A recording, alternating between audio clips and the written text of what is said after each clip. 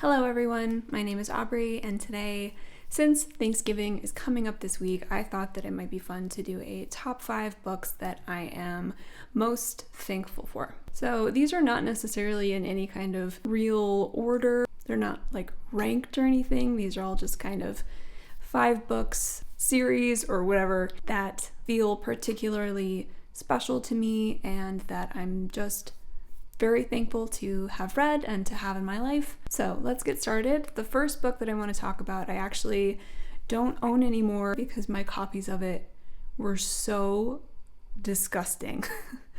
You wouldn't believe how gross they were. It is the Ugly series by Scott Westerfeld, and I put this on the list because dystopian is one of my absolute favorite genres. I love dystopian. I don't know what it is. I don't know why.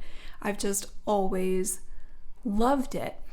And I think you could probably technically argue that my very first dystopian was probably A Wrinkle in Time.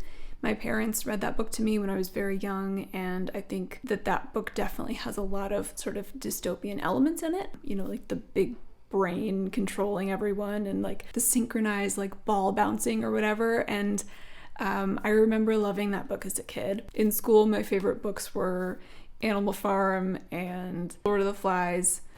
You know,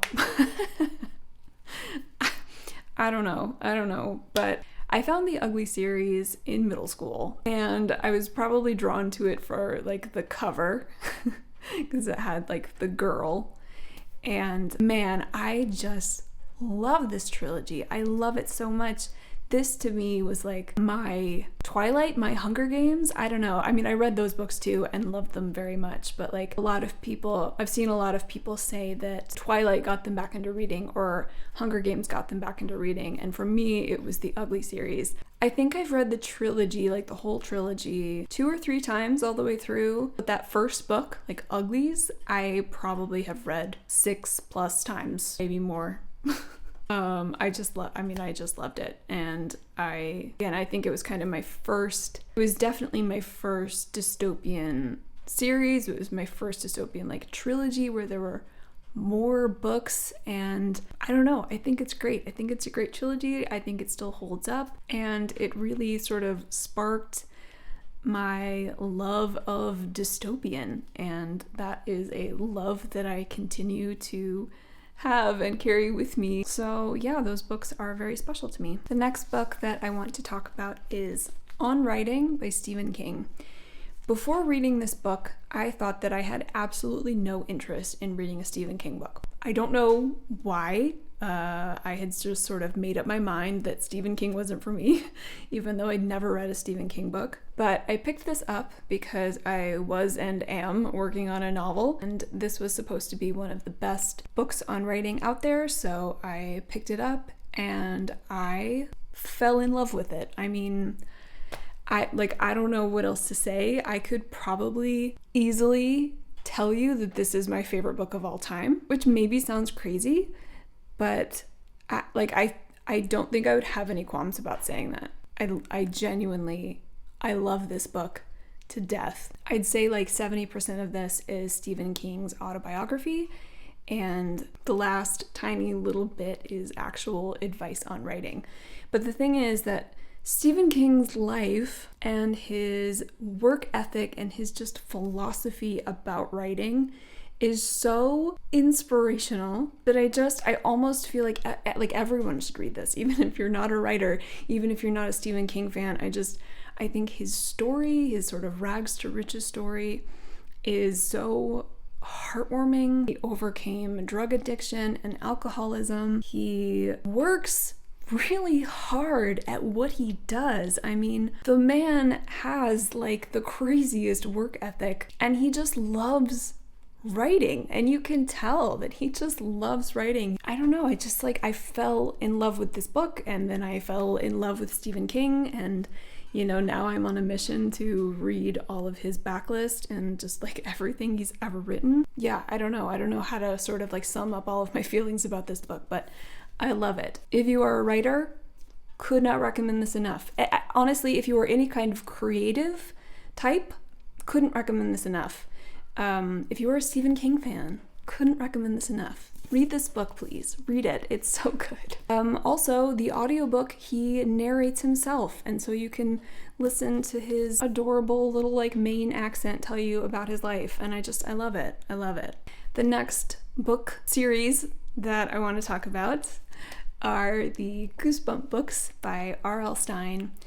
And I am incredibly grateful for these books because these books actually got me into reading. So I've talked about this a little bit on my channel, but when I was 6 years old, I was diagnosed with ADHD and dyslexia. Reading was very challenging, and these books were just perfect for me. I mean, the print, like, pretty big. The books are nice and short. You can finish them in an afternoon. They were scary, they were exciting, they were fun and funny, and I would just eat these books up. I mean, I must have had a collection of like over 50. I loved Goosebumps. I will always be so grateful for these books, the time of my life that I found them, because I don't know.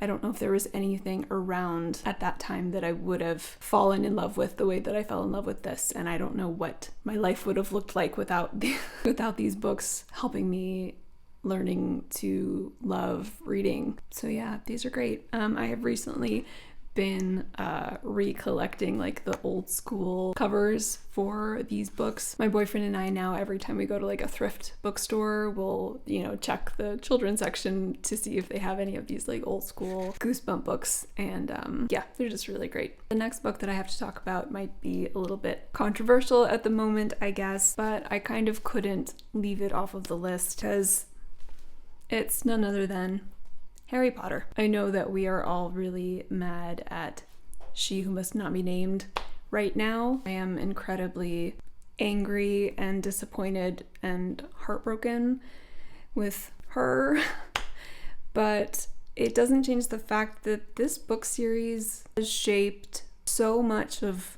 who I am. So first of all, like I just mentioned, ADHD, dyslexic kid, couldn't learn how to read. My parents read to me aloud, and this is one of the book series that we read together, and we actually read every single Harry Potter book out loud as a whole family. I'm an only child, so we just sat around and my parents passed the books back and forth and read them to me, and when I got old enough, I would read a few chapters myself. I was in high school when the last book came out, and we read that book together, and I was like, 17 or 18 years old, and we were sitting around reading these books out loud to each other, and we all cried over Dobby, and those memories and that experience will always be so special to me. Not to mention the fact that, after I read Harry Potter, that became so much of my like imaginative play as a kid, and I have spent countless conversations talking about like people's Hogwarts houses, and I don't know, these books shaped our generation and they shaped me, and I will always be grateful for them, even if their author doesn't practice what she preaches. Yeah, I don't know, I couldn't leave it off the list. I couldn't. If you are interested in this cover, by the way, this was designed by Nerdy Ink, and I will link them down below. They are like a small family-owned company that makes nerdy posters and stickers and just like all kinds of stuff. So they designed these Harry Potter covers, and they also have a Throne of Glass set of covers, which I also own, but don't own a set of Throne of Glass. It's fine. So yeah. And the last book that I want to talk about is Alice's Adventures in Wonderland by Lewis Carroll. This is one of those books that my dad read to me when I was growing up. We read Alice's Adventures in Wonderland and Through the Looking Glass, and we read a lot of things. Like I've mentioned, we read A Wrinkle in Time, we read Harry Potter, we read Tamora Pierce books, we read Lion the Witch and the Wardrobe, we read all kinds of stuff together. But for some reason, this book has just always stood out to me as my very favorite and my very fondest memories of, like being on my dad's lap, like reading this book with him. And I just love the world of Alice in Wonderland. I've always loved the story of Alice in Wonderland. I think that behind the absurdism and the strangeness and the randomness, there's actually quite a lot of depth and pithiness, and I don't know, they're just so imaginative and whimsical and lovely, and I can't wait to read these books to my own children one day. So yeah, I mean, I don't know, I really love Alice in Wonderland. And again, this is one of those books that I would have no issue saying is my favorite book of all time. In fact, when people ask me that question, this is usually the book that I tell them is my favorite book of all time, just because, I mean, that's like an impossible question to answer. And a nostalgic pick is usually a safe bet.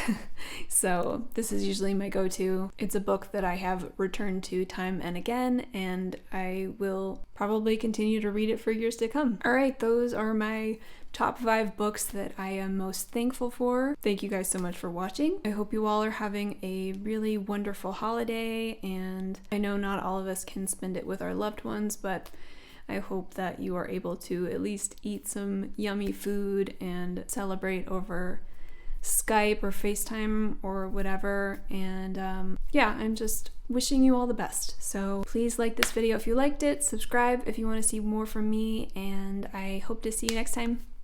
Bye.